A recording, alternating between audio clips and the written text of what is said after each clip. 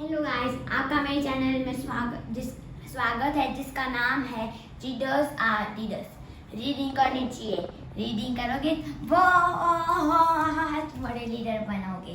तो मैं आज आपको अकबर और बीरबल की स्टोरी कहने वाला हूँ, जिस स्टोरी का नाम है 100 गोल्ड कॉइन्स। तो चलो हम स्टार्ट करते हैं। 100 गोल्ड कॉइन्स यानी 100 सोने के सिक्के। आप अकबर जी और बीरबल जी को तो जानते ही होंगे। अकबर जी यानी राजा और बीरबल जी उनका सबसे अच्छा मंत्री। तो बीरबल जी तो बहुत ही चतुर और नेक इंसान थे और हर बार उनके ब्रदर इन लॉ, अकबर जी के ब्रदर इन लॉ यानी साले जी उनसे बहुत चिढ़ते थे। तो एक दिन साले जी अकबर जी के पास गए और उनसे पूछा कि आप बीरबल जी से पूछे कि वो अपना मंत्री जी का पद छोड़ दे और उसके जगह मुझे ले ले। तो अकबर जी कुछ कर सके उससे पहले ही बीरबल जी को पता चल गया। तो बीरबल जी ने तभी के तभी मंत्री जी का पद छोड़ दिया। तो फिर अब नए मंत्री थे साले जी। तो अकबर जी ने सोचा क्यों नहीं हम नए मंत्री जी की परीक्षा लें। तो उन्होंने कहा कि हम तुम्हें 100 सोने के सिक्के दे रहे हैं और तुम्हें 3 शर्त दे रहे हैं। तो और पहली शर्त थी कि तुम्हें 100 सोने के सिक्के खर्च करने हैं और वो 100 सोने के सिक्के मुझे इसी जन्म में चाहिए। और दूसरी शर्त ये थी कि तुम्हें 100 सोने के सिक्के खर्च करने हैं और मुझे वो 100 सोने के सिक्के दूसरी जन्म में चाहिए। और तीसरी शर्त ये थी कि 100 सोने के सिक्के तुम्हें खर्च करने हैं और वो 100 सोने के सिक्के ना तो मुझे इस जन्म में चाहिए ना तो दूसरी जन्म में। तो अब नए मंत्री जी साले जी को बहुत संकोच हो रहा था। उनको कुछ समझ ही नहीं आ रहा था। उनका सर घूमता ही रहता था। वो उनको रात भर नींद ही नहीं आती थी।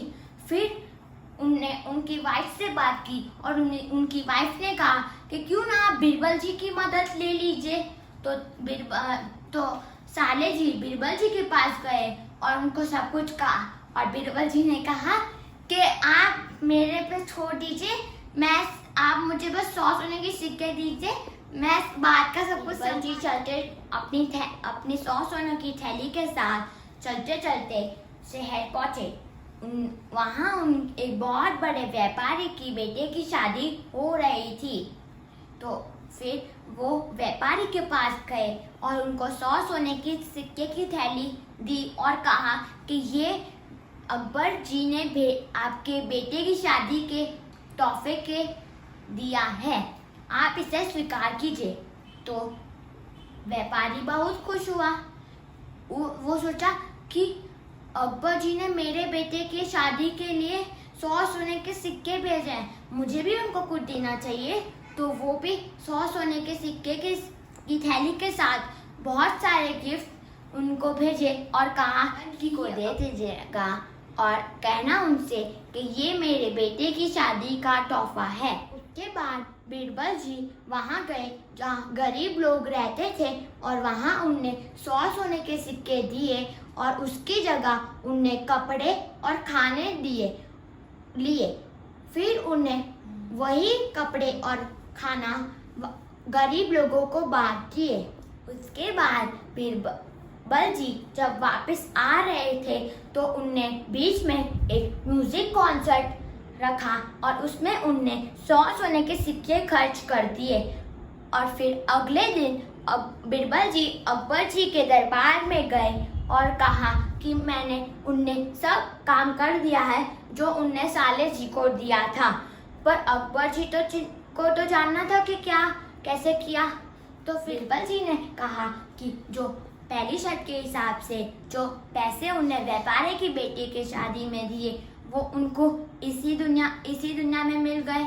और दूसरी शर्त के हिसाब से जो पैसे उन्हें गरीब लोगों के कपड़े और खाना बांटने में लगे वो उनको दूसरी दुनिया में मिल जाएंगे। और तीसरी शर्त के हिसाब से जो पैसे उन्हें कॉन्सर्ट के लिए खर्च किए वो ना तो इस दुनिया में मिलेंगे ना तो दूसरी दुनिया में मिलेंगे। तो यहाँ ये स्टोरी एंड होती है।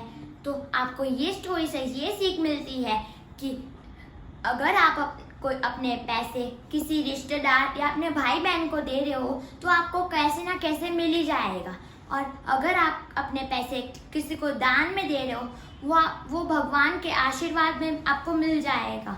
और अगर आप के पैसे अपने शौक के लिए खर्च कर रहे हो तो आपको कभी नहीं मिलेगा। तो जब भी आप अपने पैसे खर्च कर रहे हो तो थोड़ा सोच के खर्च करने का। तो अगर आपको ये वीडियो अच्छा लगा हो तो लाइक करना और सब्सक्राइब करना मत भूलिएगा। Thank you.